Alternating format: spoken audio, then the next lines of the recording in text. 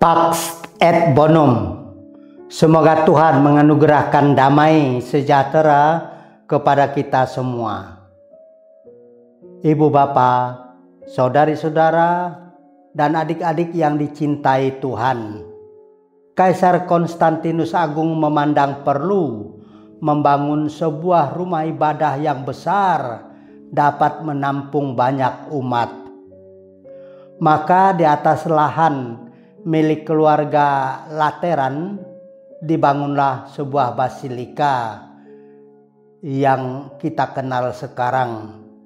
Dan basilika itu diberkati pada tanggal 9 tahun 324. Inilah basilika yang pertama di kota Roma, dan basilika ini dijadikan ibu dari segala gereja di Roma dan di dunia. Karena itulah pemberkatan gereja Lateran ini diperingati oleh gereja semesta. Dalam bacaan pertama hari ini disebutkan Yehezkiel terpesona melihat air yang keluar dari bait Allah. Air ini membawa berkat, kesuburan, dan kehidupan dari Allah sendiri. Sehingga di mana air itu mengalir, semua tumbuh-tumbuhan yang telah layu hidup kembali dan berbuah lebat. Dan semua hewan yang nyaris mati kehausan menjadi hidup kembali.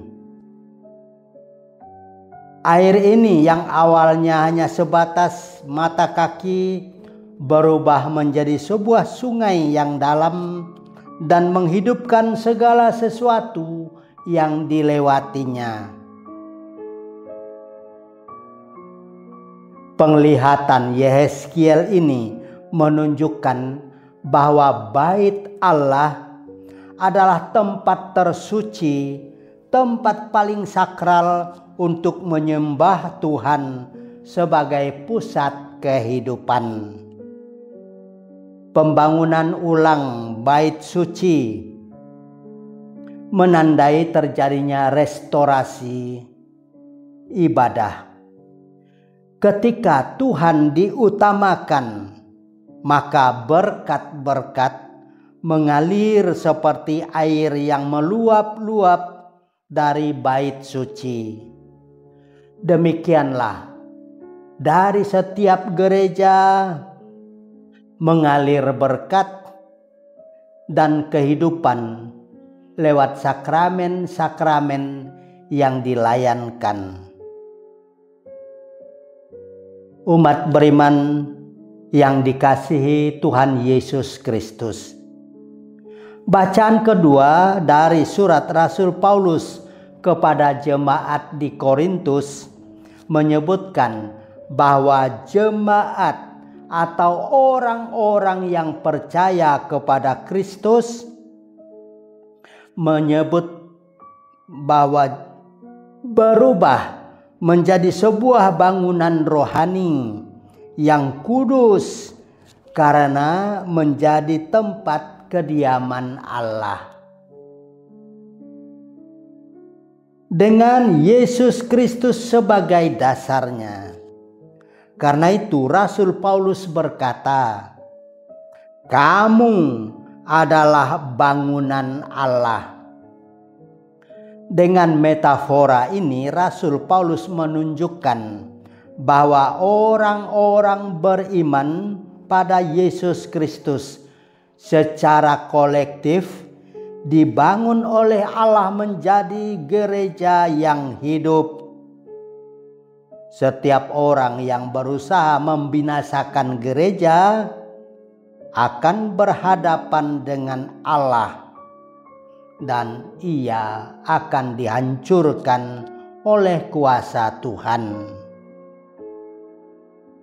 Umat beriman yang dikasihi Tuhan, kisah Yesus yang kita dengar dalam bacaan Injil pada hari ini mengusir para pedagang di bait Allah dipicu oleh rasa hormat Yesus yang luar biasa terhadap rumah Allah, seperti ada tertulis, "Cinta akan rumahmu menghanguskan aku."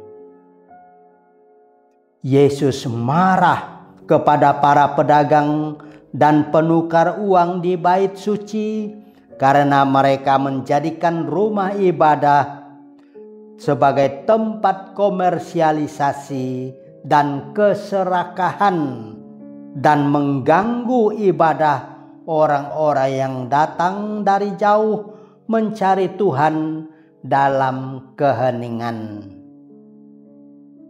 Ibu bapa, saudari-saudara, para suster, para bruder yang dikasihi Tuhan. Apa arti gereja untuk Anda? Gereja pertama berarti sebuah persekutuan orang-orang yang percaya kepada Kristus sebagai Tuhan dan hidup dalam Kristus. Kedua, bagi banyak orang gereja adalah tempat untuk beribadah dan bertemu dengan Tuhan. Tempat untuk saling mendukung dan bertumbuh dalam iman. Namun banyak orang berpendapat gedung gereja adalah rumah Allah. Agak lama saya merasa heran dengan supir kami yang selalu memperlambat kecepatan mobil ketika akan melewati suatu gereja. Maka suatu saat saya bertanya, "Pak, mengapa Bapak selalu memperlambat mobil saat akan melintasi depan gereja?" Jawabannya menakjubkan. Gereja, katanya, adalah rumah Tuhan. Jadi kita harus sopan. Jawaban ini luar biasa karena supir kami itu beragama Islam. Begitu hebat pengertiannya tentang sebuah gereja, sehingga mengubah sikapnya menjadi hormat sekali setiap kali akan melewati sebuah gereja rumah Allah. Pax et Bonum, semoga Tuhan menganugerahkan damai dan segala kebaikannya kepada kita.